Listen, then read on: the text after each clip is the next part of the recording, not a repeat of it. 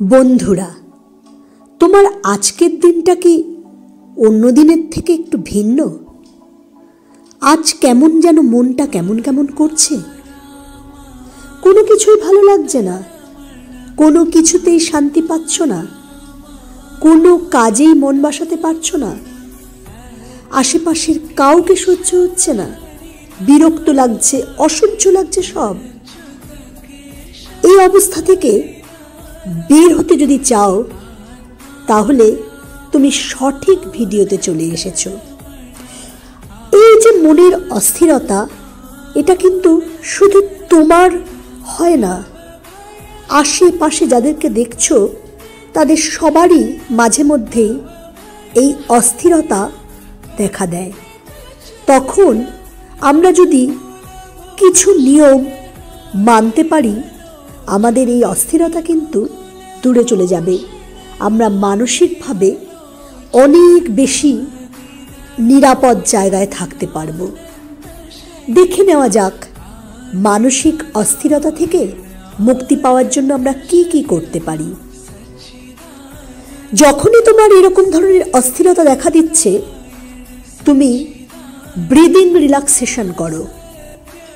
নাক দিয়ে ধীরে ধীরে গভীর শ্বাস নাও, বুক ভরে ভেতরের সব খালি জায়গা বাতাসে ভরে ফেলো।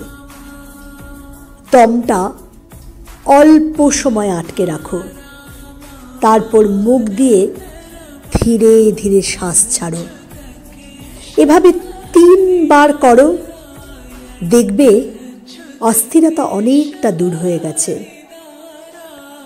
তোমার যদি ইচ্ছে নাও করে, গান শোনো, গল্পের বই পড়ো, কোনো একটা কবিতার কয়েকটা লাইন পড়ো, বাগানে সময় কাটাও। এরকম কিছু কাজ করতে শুরু করলে দেখবে তোমার মনটা অন্যদিকে সরে গেছে, অস্থিরতা অনেকটা কেটে গেছে। যে সময় তুমি খুব অস্থির হয়ে আছো, সেই সময় ফেলে আসা জীবনের কিছু ভালো স্মৃতিকে মনে করো। আর একটা কথা বলি, অস্থিরতা বিষয়টাকে বেশি পাত্তা দিও না। তাও তোমার অস্থির লাগছে, উল্টো দিক থেকে সংখ্যা গোনো, 100, 99, 98, এভাবে। অনেক সময় অস্থিরতা যে কারণে তৈরি হয়েছে, সেই বিষয়টি যদি কারোর সঙ্গে শেয়ার করা যায়, তাহলে কিন্তু অস্থিরতা কমে যায়। যাকে তুমি সবচেয়ে আপন বলে মনে করো, যার সঙ্গে শেয়ার করতে স্বাচ্ছন্দ্য বোধ করবে, তার সঙ্গে বিষয়টি শেয়ার করে দেখতে পারো। মানসিক অস্থিরতা বোধ করার সঙ্গে সঙ্গে যদি সবার কাছ থেকে নিজেকে আলাদা করে একা থেকে অস্থিরতার বিষয়টি ভাবতে থাকো, তবে মানসিক অস্থিরতা কিন্তু না কমে আরো বেড়ে যাবে।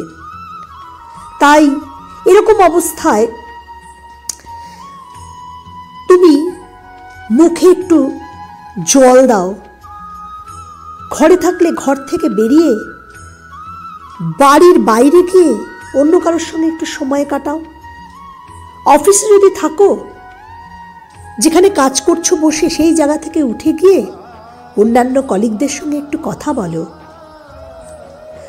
সুযোগ থাকলে কোথাও একটু ঘুরে এসো, একটা সিনেমা দেখে আসতে পারো, কোনো একটা নাটকও দেখে আসতে পারো, একটা পছন্দের খাবার কোনো রেস্টুরেন্টে গিয়ে খেয়ে আসতে পারো, কোনো দরকার নেই তাও কিছুটা শপিংও করে আসতে পারো। অনেক সময় কোনো একটা নির্দিষ্ট বিষয় নিয়ে চিন্তা আমাদের মধ্যে মানসিক অস্থিরতা সৃষ্টি করে। তাই জরুরি ভিত্তিতে তখন সেই সমস্যাটা সমাধান করার প্রয়োজন দেখা দেয়। এরকম অবস্থায় প্রথমেই যে কারণে অস্থিরতা তৈরি হয়েছে সেটা খুঁজে বের করো, সমস্যা সমাধানের চেষ্টা করো। অস্থিরতার কারণগুলো থেকে যতটা পারা যায় দূরে থাকার চেষ্টা করো। অস্থিরতার পিছনে যে কারণগুলো কাজ করে, সব সময় যে তা থেকে দূরে থাকা সম্ভব হয় তা নয়। তাই কিছুটা পরিস্থিতির সঙ্গে নিজেকে মানিয়েও নেওয়ার দক্ষতা অর্জন করতে হবে।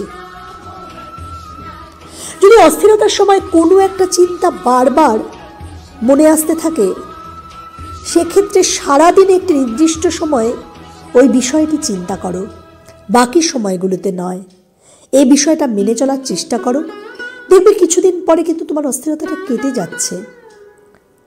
যদি কোনো ব্যক্তির কারণে বা ব্যক্তির আচরণে অস্থিরতা তৈরি হয়, তবে তার সঙ্গে সরাসরি কথা বলে বিষয়টা পরিষ্কার করে নাও। প্রতিদিন হালকা ব্যায়াম করো, নিয়মিত হাঁটো, সুশৃঙ্খল জীবনযাপনে অভ্যস্ত হও।